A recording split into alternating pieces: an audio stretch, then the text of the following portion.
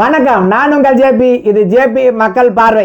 தமிழ்நாட்டில் இலை பரோட்டா, நூல் பரோட்டா, சில்லி பரோட்டா, சிக்கன் பரோட்டா, இந்த மாதிரி பல விதமான பரோட்டாவை பார்த்துருப்போம். நேற்று சென்னை உயர்நீதிமன்றம் அணில் பரோட்டா போட்டிருக்கு. அதை பற்றி தாங்க பேச போகிறோம். வாங்க வீடியோக்குள்ள போகலாம். கரூர் கூட்ட நெரிசல் சம்பவத்தில் உயிரிழந்த 41 பேர்ல 31 பேரோட குடும்பத்துக்கு அரசு வேலை வழங்கும் நியமன ஆணைய கடந்த ஜூலை 10, 2026 அன்னைக்கு கரூரில் நடந்த கூட்டத்தில் முதலமைச்சர் ஜோசப் விஜய் அவர்கள் வழங்கினார். இது நம்ம எல்லாத்துக்குமே தெரியும். இதுல அலுவலக உதவியாளர் மற்றும் ஜூனியர் அசிஸ்டன்ட் இந்த 2 போஸ்டிங்கும் மிக்ஸ் ஆகியிருந்தது. இதை எதிர்த்து அதுக்கு அடுத்த நாள் நாம் தமிழர் கட்சியின் வழக்கறிஞர் அணியை சேர்ந்த தீரன் திருமுருகன் என்பவர் சென்னை உயர்நீதிமன்றத்தில் பொதுநல மனு ஒன்று தாக்கல் பண்றாரு. இவரை தொடர்ந்து சீனி முகமது மற்றும் அரசு வேலைக்கு தயாராகிட்டு இருந்த இன்னொரு மாணவனும் பொதுநல மனு தாக்கல் பண்றாங்க. இந்த 3 மனுவையும் விசாரிச்ச சென்னை உயர்நீதிமன்றம் கடந்த ஜூலை 27, 2026 அன்னைக்கு ஆட்சி அதிகாரம் உங்க கையில இருந்ததுன்னா நீங்க யாருக்கு வேணாலும் கவர்மெண்ட் வேலை வழங்குவீங்களா அப்படின்னு தாவேக்க அரச நறுக்கு நறுக்கு நறுக்குன்னு மண்டையில கொட்டு விடுற மாதிரி அந்த அரசாணைய ரத்து பண்ணுது. தலையில் ஓங்கி நறுக்கு நறுக்கு நறுக்கு என்று கொட்டியதை கண்ணாடி சார் அது.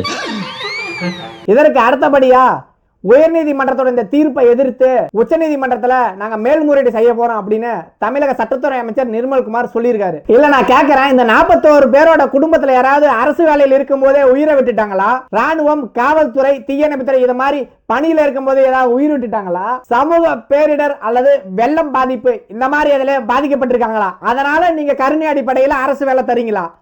அதை ஃபர்ஸ்ட் சொல்லுங்க. முதல்ல யார் யாருக்கு கருணை அடிப்படையில் அரசு வேலை தர முடியும் அப்படின்ற ஒரு கிளாரிட்டியோட ஆட்சியை நடத்துங்க.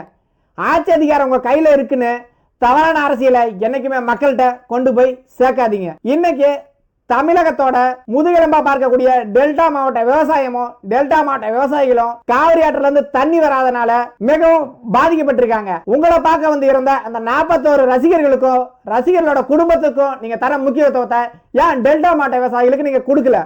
உங்க ரசிகர்களுக்கு நீங்க செய்யணும் உங்களோட வருமானத்துல இருந்தோ உங்களோட சம்பளத்துல இருந்தோ ஏன் ஜனநாயக படத்துக்கு நீங்க வாங்க 250 கோடி முழுவதையும் உங்க ரசிகர்களுக்கு செய்யுங்க. யாரும் வேணான்னு சொல்ல. அதை விட்டுட்டு ஆட்சி அதிகாரத்தை தவறா பயன்படுத்தாதீங்க. உங்களோட ரசிகர்களுக்கு நீங்க கொடுக்கிற முக்கியத்துவத்தை ஏழை எளிய மக்களுக்கும் விவசாயிகளுக்கும் தயவு செய்து கொடுங்கிறதான் எங்களோட மிகப்பெரிய கோரிக்கையா இருக்கு. உயர்நீதிமன்றம் இந்த அரசாணையை ரத்து பண்ணதை பத்தி உங்களோட கருத்து என்னன்னு மறக்காம கமெண்ட்ல சொல்லிட்டு போங்க. இப்பதான் நம்ம சேனலை ஃபர்ஸ்ட் டைம் பாக்குறீங்கன்னா லைக் பண்ணுங்க, ஷேர் பண்ணுங்க, மறக்காம சப்ஸ்கிரைப் பண்ணுங்க. மீண்டும் ஒரு இன்ட்ரெஸ்டிங்கான வீடியோ சந்திப்போம்.